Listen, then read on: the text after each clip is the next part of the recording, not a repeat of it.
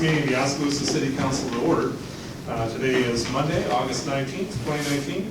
We'll start with the invocation with Mike Dodson, First Assembly of God. Let's pray. Father, we pause to thank you for every good and perfect gift that you give to us. We're reminded of all the blessings that come from you. Thank you for the beauty of this town. Thank you for the freedoms we enjoy. Thank you for this council and those that are willing to serve. Father, we do pray for Councilman Otteson, who's had surgery today, that you'll be with her and help her have a speedy recovery. We pray your wisdom for this council as they make decisions for this community. We ask this all in Jesus' name. Amen. Thank you, Pastor. Join me in the Pledge of Allegiance. I pledge allegiance to the flag of the United States of America and to the republic for which it stands, one nation under God, indivisible, with liberty and justice for all. Roll call, please. Burnett. Here. Caliger. Here. Dross. Here. Moore. Here. Otteson. Walling. Here. Yates. Here. Okay, thank you. Next item is the opportunity for community comments. This item is reserved to receive comments from the community for concerns whether or not they're included on the current agenda. The community is encouraged to come and speak before the mayor and city council. Ask to keep statements brief. Time is limited to no more than 3 minutes. Any questions should be asked of the city staff, the council members, or the mayor prior to speaking to the full council, so concerns can be properly researched and answered away from the meeting. Comments are to be directed to the mayor and council only. Is there anyone who would like to speak tonight? Seeing none, we'll move on. Next up is the consent agenda. These are items that are routine in nature. They'll be enacted by one motion. If there is some discussion required or desired, that will be removed and discussed separately. I did want to bring the council's attention to item C, which is the appointment of Nancy Brown to the Housing Trust Fund Committee. Item F, which is a resolution scheduling a public hearing on September 16th of 2019 to consider levying special assessments against private properties. There's 7 properties. Item G is a resolution setting the date for a public hearing on the proposal to enter into a grant agreement with the Mahaska Community Recreation Foundation. That hearing would be on September 3rd of 2019. Next, item H, a resolution setting the date for a public hearing on plans and specs authorizing advertisement of bids on the Division 1 of the Phase 3 Sanitary Sewer System Improvements Project. That's going to be on October 7th of 2019. And last, setting a resolution setting the date for a public hearing on the plans and specs authorizing advertisement of bids on the 6th Street Curb and Gutter Replacement Project. That's going to be on September 16th of 2019. With that, do we have a motion of support for the consent agenda? No move. Second. Okay. Any discussion? Roll call, please. Yates. Yes. Burnett. Yes. Caliger. Yes. Dross. Yes. Moore. Yes. Walling. Yes. Okay, that passes. Gets us into the regular agenda. Item A is a resolution, a consideration of a resolution accepting the bid and approving conveyance of city-owned property being located at 423 North 3rd Street. This is the bidder that bid the most was Alan Van Wardhuizen. In our explanation, in accordance with the council direction in the city of Oskaloosa policy on disposition of real property, the city received 2 sealed bids for real property located at 423 North 3rd Street. We had set a minimum bid price of $1,250. Bids were opened on Thursday, August 8th, and there's a summary in our packet. Wade Francis submitted a bid of $1,300, which included a $130 bid security. In the bid form, he said his plan was to demolish the existing house and redevelop the property. The plan is to build a 3-bedroom, single-family home on a concrete slab. The average estimated value of a home of this type is $180,000 to $200,000. There were no floor plans included in the bid. Alan Van Wardhuizen submitted a higher bid in the amount of $3,000, which included a $300 bid security. Alan stated his plan is to demolish the existing house and redevelop the property.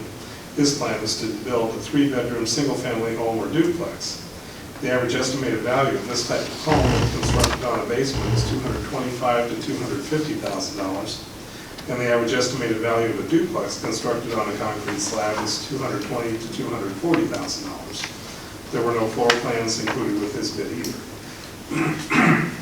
Staff is recommending the property be sold to Alan Van Woordhuizen in accordance with the city policies, since he's the highest responsible bidder. If the sale is approved by the city council, the property will be sold by real estate contract with certain stipulations. The buyer will have 90 days from the transfer date to demolish the structure, 180 days to obtain a building permit for the construction, and 1 year to complete the work.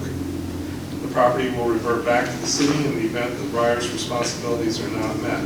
So this is the time for a public hearing. I'll open the public hearing if anyone would like to speak to this.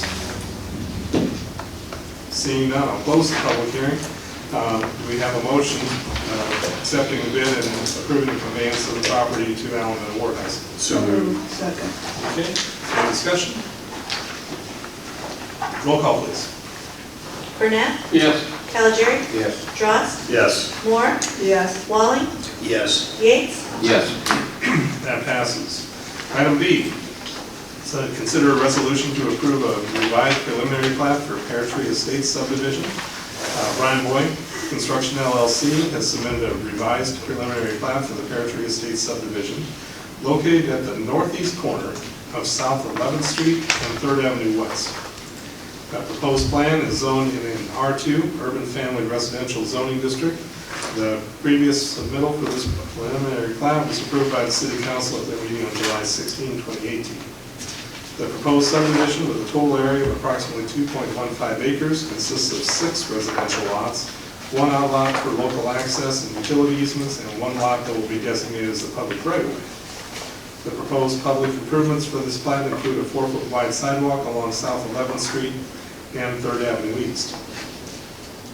The proposed amendments to the revised preliminary plat are summarized as follows. First, the revised preliminary plat consists of 6 single-family residential lots compared to the previous submittal that had 8. Number 2, the configuration of the residential lots has been changed to avoid the expense of a shared concrete driveway, sanitary sewer, and water main infrastructure. For example, the revised plat proposes 2 separate driveways for the 2 lots that access 3rd Avenue. The previous submittal showed only 1 single driveway for 4 separate lots with that access. And the proposed driveways on South 11th Street remain the same on both the revised plat and the previously approved plat. And the revised plat will allow each lot to have separate utilities. They will be tied directly into the existing public infrastructure. The previously approved plat had included new public sanitary, sewer, and water main infrastructure for some of the lots. Planning and Zoning considered this request at their meeting on August 6th and unanimously recommended approval by a vote of 5-0 for the preliminary plat as presented. Do we have a motion to support the resolution approving the preliminary plat? So moved. Second. Okay. Any discussion? Since Brian was kind enough to join us, I just have one question. So for lot 5, it will come right off of 3rd Avenue, Yes, and then lot 6 will be down that, the driveway will be down that easement? yeah. Okay, thank you.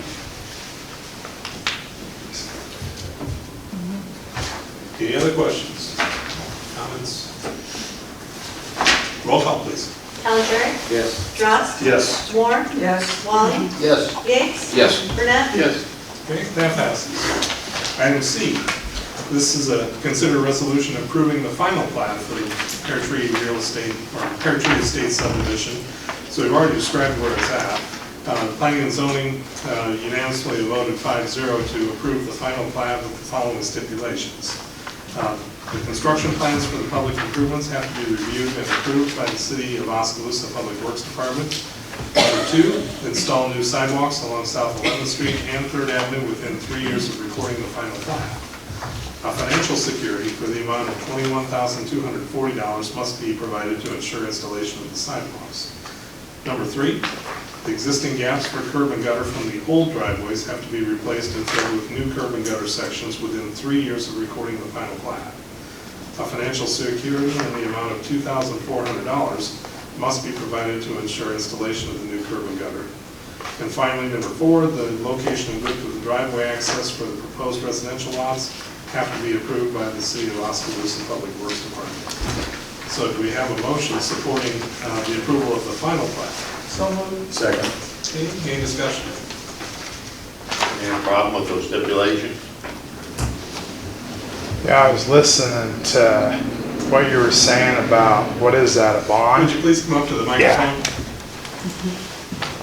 So you're running them numbers by me, are them like a bond that I need to carry for that? Yeah, that's what it is. Okay, Yeah, you don't have to write a check for it. Okay. Yeah. I didn't know if I needed to give Doug some money to go on a trip or something. Let's talk afterwards, because that'd be good. Okay, other comments?